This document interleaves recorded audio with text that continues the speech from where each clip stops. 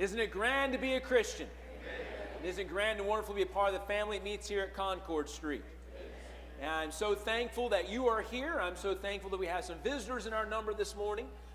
We appreciate your attendance also.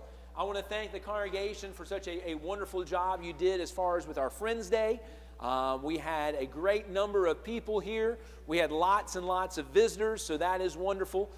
We had over about 40 visitor cards that were turned in, and so that is wonderful. And I know other people that were here that did not have the opportunity to fill out a card, and so I just thank you for all the work that you have done, and now comes the work after the work, right? And so please continue to reach out to those folks, continue to encourage them to be with us at any time, especially those that are not part of the body.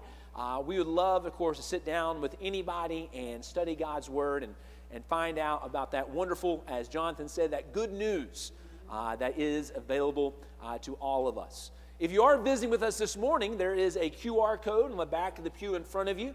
We would love to have a record of your attendance, and make sure those of you that are members here, you look around later on and find our visitors and welcome them and greet them as we try to do. I am thankful for the opportunity to be before you this morning. We are coming to the end of this year, and as we are coming to the end of this year, we are also coming to the end of our theme that we've had this year. All year long, we've been talking about my King and our country. I appreciate the wonderful graphic that Connor has made for us, and all year long, we've had these banners that are here on my right and my left, hopefully, maybe even subliminally, right? To continue to remind you that we have a king and that we are a part of a special country that has nothing to do with the United States, but has everything to do with the Lord's kingdom that we are a part of. So every single month we've looked at a different lesson, either talking about the king or talking about our country. Just to remind you of some of those things, our very first lesson in January was my king is King of Kings and Lord of Lords. And then we also looked at our country is extraordinary. My king looks like me. We talked about how that our country looks like my king. So both sides there. We talked about how that my king is faithful, that our country is distinct. My king is victorious, and our country is unshakable.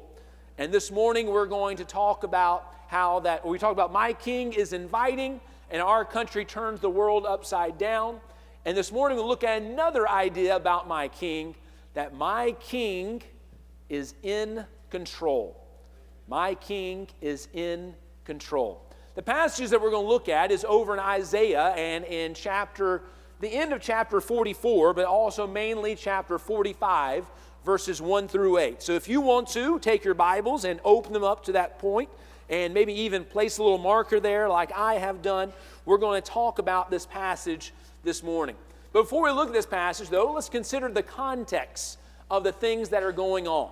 Okay, I know that we are not as literate as we want to be about our Old Testament sometimes. So when we just open up our Old Testament, especially to a passage maybe that you've never read before, it's good to get an idea of the context that is going on at this time. So in Isaiah chapter 45, Isaiah is a prophet to Judah. Now, you remember back during what we call the divided kingdom. So there used to be this one kingdom of Israel, right, that made up all the 12 tribes. But after the death of Solomon, they divided, right? Jeroboam and Rehoboam. Some took the northern kingdom, which ended up being the 10 tribes of Israel. And then there also was the southern kingdom that later on became known as just Judah. But Judah kind of swallowed up Benjamin there. And so it was just known as Judah. So you have Judah in the south, and you have Israel, those other 10 tribes in the north. The Israel tribes, those in the north, always had wicked kings. Every single one was a wicked king, and that area was thought of to be more wicked also. And then in the south, we have Judah, and some of the kings were good, and some of the kings were bad. All right? Going on, the world power at this time that Isaiah is writing, okay? When Isaiah is writing, the world power is Assyria. Assyria has taken the northern kingdom into captivity, and the northern kingdom will never return. They will stay in captivity. That's where they will continue to be. Judah currently is a vassal. What we mean by vassal is that they are basically in subject to Assyria also. They keep their same land, but they have to pay taxes. They have to do all those things to make sure that Assyria is not upset with them also. And again, Assyria is the world power at this time. When you think about the book of Isaiah, Isaiah divides very nicely. What I mean by that is there are 66 chapters in the book of Isaiah. Now, these chapters were added later on. Isaiah did not have these chapters. But it works out for us because what else has 66? The Bible does, right? And the Bible has, at least in our English Bibles, that has 39, 1 to 39 is our Old Testament. And then it has 27 chapters in our New Testament. Well, Isaiah divides up nicely because chapters 1 through 39, Isaiah is dealing with his contemporaries in the 7th and 8th century BC. Now, if chapters 1 through 39, then we can expect that chapters 40 through 66 deal with a different subject, okay? This deals with things that will take place during the Babylonian captivity some 100 years later. So get that in your mind. Isaiah, in the first part, is talking about things that are happening right now around him. In the second part, he is talking about things that nobody can know about unless they are given this knowledge by the Lord. 100 years later, talking about Babylonian captivity. Now remember, who is the world power at this time is Assyria. Babylon's not even a world power right now. But he's talking about a time when they will come back from Babylonian captivity. So let's read our passage together. And I actually picked up on chapter 44 and in verse 28. Because remember, the chapter's divisions were not actually there. But notice what Isaiah says, starting in chapter 44 and in verse 28. Who says of Cyrus, he is my shepherd, and he shall perform all my pleasure, saying to Jerusalem, you shall be built, and to the temple your foundation shall be laid. And thus says the Lord to his anointed, to Cyrus, whose right hand I have held, to subdue the nations before him, and to loose the armor of kings, to open for him the double doors, so that the gates will not be shut. And I will go before you and make the crooked places straight. I will break in pieces the gates of bronze and cut the bars of iron. I will give you the treasures of darkness and the hidden riches of secret places, that you may know that I, the Lord, who call you by name, am the God of Israel. For Jacob, my servant's sake, and Israel, my elect, I have even called you by your name. I have named you, though you have not known me. I am the Lord, and there is no other. There is no God besides me. I will gird you, though you have not known me, that they may make known from the rising of the sun to its setting that there is none beside me. I form the light and create darkness. I make peace and create calamity. I, the Lord, do all these things. Rain down, you heavens from above, and let the skies pour down righteousness. Let the earth open, and let them bring forth salvation, and let the righteousness spring up together. I, the Lord, have created it. My King is in control. What we're going to do now is we're going to look at this passage, and we're not going to have time to read it each and every time, but I want to lift some things out of the passage that I think will be important for us as we think about that my King is in control. The first thing I want you to realize that is brought out from Isaiah 45 is that my King is in control of what is happening in world governments. I want you to realize that there is nothing that happens on this earth that God goes, oh, I wasn't expecting that. There is nothing that happens on this earth that catches God by surprise. He knows from the beginning all the way to the end. No wonder Jesus is referred to in the book of Revelation, right, as the Alpha and the Omega. Right? He knows things that are going to happen at the beginning. He knows things that are going to happen at the end. He knows all the things that are going to happen in between also. What is amazing about this passage is that there will be a new king of a different nation, of the Persians, who will release Judah from captivity and rebuild their city and Jerusalem, their temple. Now think about that for a moment. Isaiah is saying that there's going to be another world power that is not even in existence when Isaiah is writing this. Assyria is the world power right now, and then after Assyria will come Babylon, and then after Babylon will come the Medes and the Persians. Isaiah's people have no idea about any of these things. But Isaiah knows these things because the Lord has told him these things. The Lord, my king, is in control of everything. In fact, this comes some 150 years before this king is ever born. That's just amazing to me. Now, if somebody here today were to say, let me tell you about somebody that's going to be born 150 years from now, you would look at them like they're crazy. And they would be, right? Because there's no way that somebody today can know what's going to happen 150 years from now. I don't know what's going to happen tonight, much less tomorrow, much less in 10 years or 100 years or 150 years. Nobody here on earth is even going to see that time, what's going to happen in 150 years. But Isaiah knows these things. He knows about these things so long before. And this is the point that we need to realize from this, is know that the Lord is in control always. It was not Pharaoh that was in control in Exodus. It was not Nebuchadnezzar that was in control in the book of Daniel. It is not Cyrus that is in control later on that we read about, that's talked about here in chapter 45.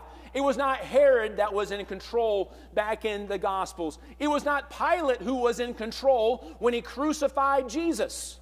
Remember, even Jesus said to him, you would have no power unless it was given to you by my Father. Pilate was not in control. Now, I'll tell you what, Pharaoh thought he was in control. You think Nebuchadnezzar thinks he was in control, the same guy that later on ends up going crazy and eating grass. But he thought he was in control. Cyrus thinks he's in control. Herod thinks he's in control. Pilate thinks he's in control. But it is the Lord who is in control. So again, I know we're not going to talk about this ad nauseum, but remember again, the Lord is in control. Not some person named Harris and not some person named Trump. The Lord is in control always. He is in control of all of these world governments, which also kind of begs the question for us. Is the Lord in control of me? Right? Definitely so. He is in control of all the things that are going to happen, but we still have our moral agency to decide whether He's going to be in control for our own good or in control for our own judgment. Second thing I want you to notice is that my king is in control knowing the very name. Now, it would be one thing that Isaiah was able to prophesy what was going to happen 150 years. Maybe, he could see how the different things that were taking place during this time, and maybe he had some intuition that there was going to be another nation that takes power over Assyria, and there would be another nation that takes power over Babylon. But notice that Isaiah, through the power of the Lord, knows his very name. Isaiah calls Cyrus out by name twice. Twice in the text, he says that I know your name. He knows the name of somebody that has not been born until 150 years later. In fact, the way the story seems to go, in fact, when you read the book of Daniel later on, one of the reasons why Cyrus perhaps releases the Jews from captivity and lets them go back to Jerusalem is because Daniel shows him the prophecy in Isaiah and says, look at here. This was written over 100 years ago. I want you to read this. What does it say? Well, Cyrus. Wait a minute. That's me. How in the world, what's this magic that you have? How do you know this? Well, it is by the power of the Lord, right? His very name is known. Now think about the ramifications for us. If God knows his name, then he knows yours. He knows yours when you're going through issues in life. He knows yours when you're struggling in your family. He knows yours when you're in that business that seems to be struggling. He knows yours when you have that health issue that continues to go on. He knows your name when you've lost your loved one. He knows your name as you continue on as a widow or a widower. He knows your name when you're crying at night. He knows your name when you have successes. At the entire time, he knows your name. Isn't that incredible? It's incredible to me that God, through his infinite wisdom, knew that there would come a young man that is named David. He knows my name. If he's able to know Cyrus's name 150 years before Cyrus even comes, then what's going to limit him from knowing your name some 3,000 years later? He knows your name. That is the amazing power of God, showing that my King is in control, knowing the very name. Next thing I want you to see is that my King is in control even when others don't realize it. Twice in the passage, it mentions that Cyrus did not know he was being used by God. He does not realize, so Cyrus, perhaps, as Cyrus is coming to power, as he is victorious over Babylon, as he is able to raid the king's riches, that's what it talks about, that you have known treasures in dark places, treasures in those secret areas, because those things that the king had that were hidden, that Cyrus was able to raid those things and get that wealth. But notice in the text that there is 7 times it says that I have done this, or that I will do this, and it's not talking about Cyrus. It's talking about the Lord. He may not have understood who was doing it, but when he defeated Babylon, it was not Cyrus, it was the Lord. When he got to all of his riches, it was not Cyrus, it was the Lord. When he was able to put on that crown, if you will, and to sit upon his throne of the Medes and the Persians, it was not because of Cyrus. It was because of the Lord. Cyrus didn't realize that. There is not one time that we can really see in history where Cyrus ever changes religions, where he ever cries out to God and professes him, as you will, as Lord. He does not seem to thank God for anything. Now, Cyrus throughout history is said to be a great individual. He seems to be someone who perhaps treated others differently than some of the other kings do, but Cyrus did not realize that the Lord was in control. He had no idea that these things were happening. But he uses Cyrus for all of his purposes. So God, in his infinite wisdom, knew that he wanted to punish Israel, but not leave them in that punishment. He knew that he warned Judah over and over again that do not do these things, do not turn away from your Lord, your God, do not forsake him, and all of these things. And they kept doing it, and they kept doing it. They kept going after idols, they kept going after idols. And so eventually the Lord prepared Babylon to come in and to take them captive. But he did not leave them there. In fact, he prophesied in Jeremiah that some 70 years later they will be released from captivity. And the Lord tells us here in Isaiah 45 that the one who's going to release them is a man by the name of Cyrus. He does not realize that, but that is the Lord in doing things for his own purposes. Now again, think about this, relate that to us even today. A lot of times we see and feel the right now. What I mean by that is when we are going through life, sometimes we see and feel, as Jonathan said, the good news, right? I mean, oh, this worked out for better of me. This worked out for good. This worked out for something, and I feel great about it. But there's other times that all we seem to see and feel are difficulties, are sufferings. Sometimes we may even cry out, why? Why, God, would you let me go through this? Why, God? I don't understand. I've done all these things for you, right? I've tried to follow after you in all of these things, but even as later on in Romans chapter 8, but we have been led as sheep to the slaughter. In other words, we are people who are following after God, but we seem to keep coming about all this persecution, all of this difficulty. What in the world are you doing, God? But at the same time, let us remember that God is not always thinking about the right now. That's all that we're thinking about. We have these blinders on. We are so concerned about the right now that God is actually thinking about your eternity. He is perhaps preparing you for an even greater weight of glory that cannot be compared to the sufferings of this time. I don't know what is going on, but I know who is making it go on. And I need to trust in Him that even this suffering that perhaps I'm experiencing, that the Lord has a plan. Think about Joseph.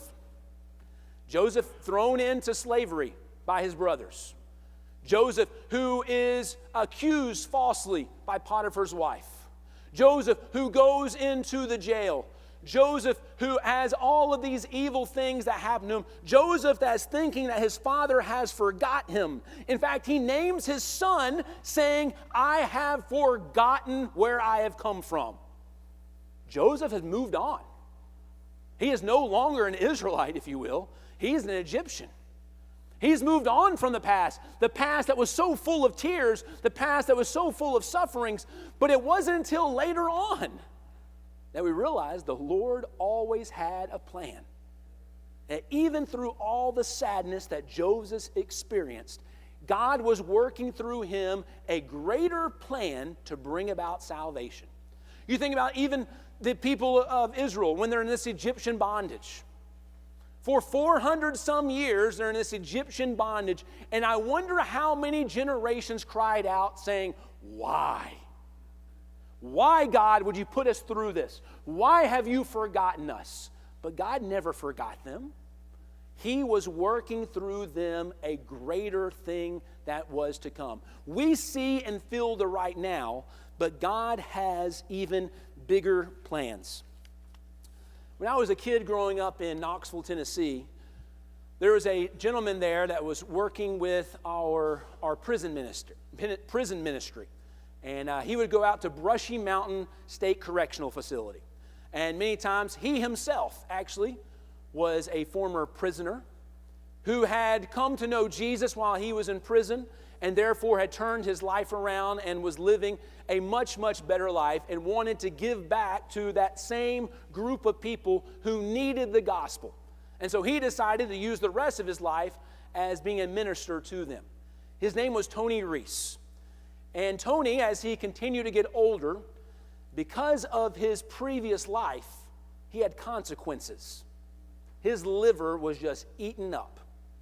He was somebody that was on the liver transplant list and stayed on the liver transplant list until he died. And the amazing thing that I was young at the time, I was like 10 or 11 years old, but I remember my father talking about Tony Reese, and Tony Reese's common thing that he would close every conversation with when he was told that, hey, it does not look good for you. Hey, your sickness is getting worse. Hey, I know you're on the list, but we don't see how that there's going to be an opportunity for you to have that liver transplant. And even if you do, we don't know how things are going to go. He ended all those conversations with these words: the Lord is still on His throne. The Lord is still on His throne. Because see, Tony understood. Yeah, I'm dealing with the consequences of things I did many, many years ago. Yeah, this is suffering, and this is horrible. But God is still in control, and as long as God is in control, then there's a country waiting for me that is free from all this suffering and all this pain that I am looking forward to. I don't know if any of y'all have read some of the books by C.S. Lewis. I have been on a C.S. Lewis kick lately, and so I've been reading all the Chronicles of Narnia. And there is one book that I have never read before. I'd never even really heard of it before. It's called The Horse and His Boy, which at first you're like, what do you mean the horse and his boy? Shouldn't it be the boy and his horse? Yeah, you're right. That's on purpose, okay? So, and it's an amazing story about this young man named Shasta and all the things that happens to Shasta.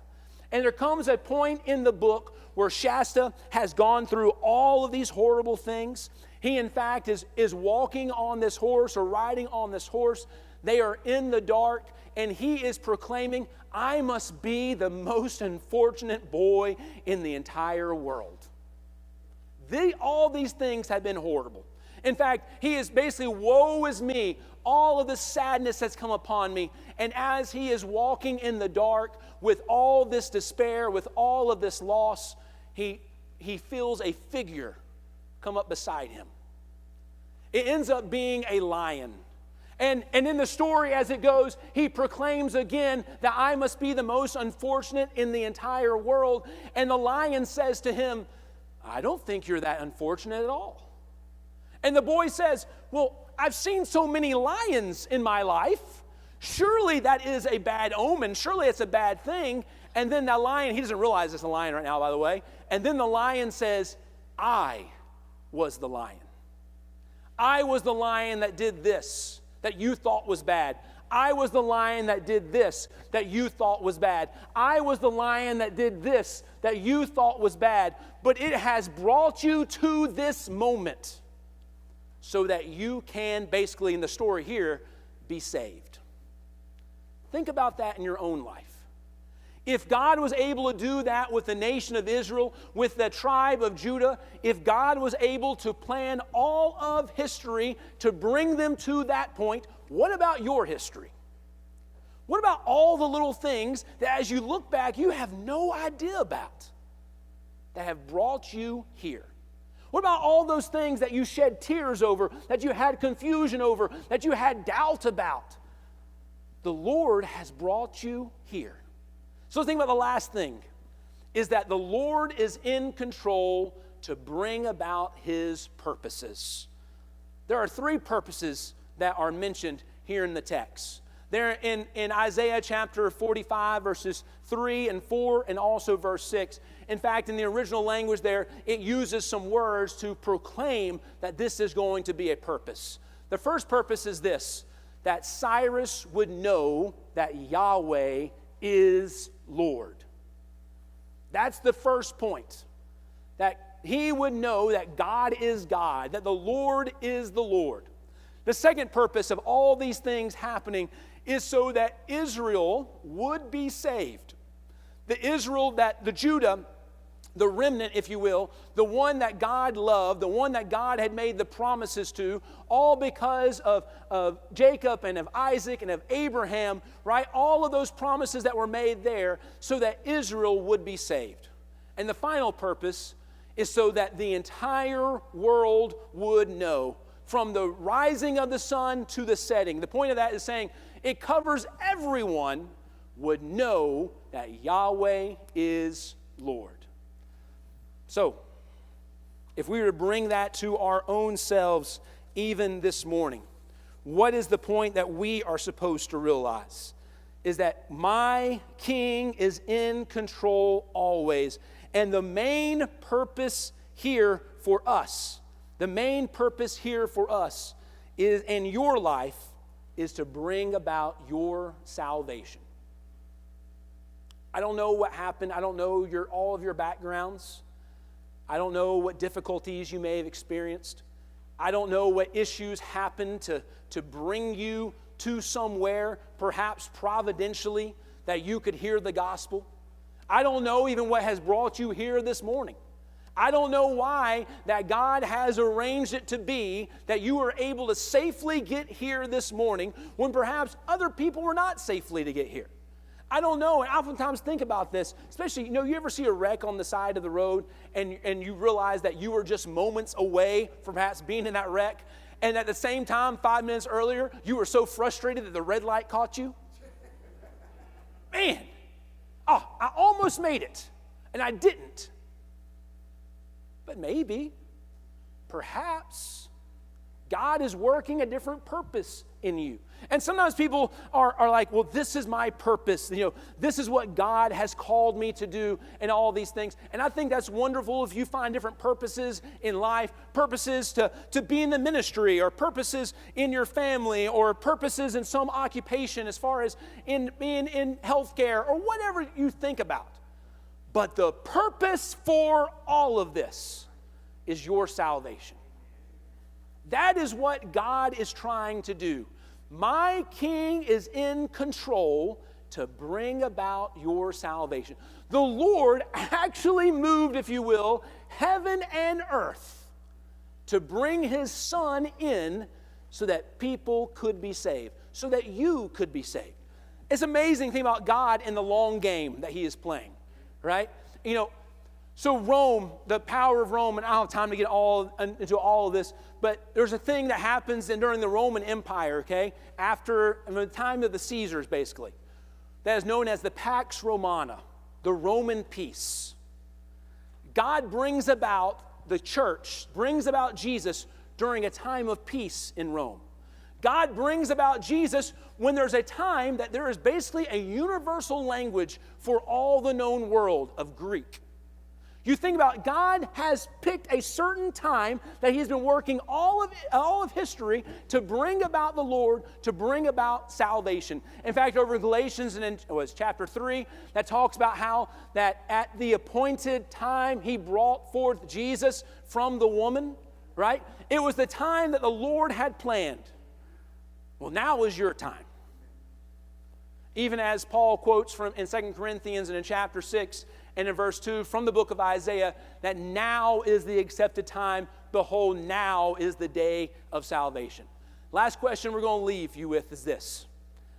Is He your Lord and King, the Christ? That's the point we've been trying to get to the whole time, right? About it being my King. Now this morning, I am thankful that I can say that He is my King. I'm not His best servant all the time, but He is still my faithful King. And I want you to be in service to Him also. Are you now ready to pledge your allegiance to Him? Are you now ready to call upon Him as Lord by dying with Him in baptism, to rise to walk with Him in this new life? My King is in control always. Let Him also be in control of my steps, of my thoughts, of my words, of everything that is me. If there's anything to help you this morning, please come as we stand and sing.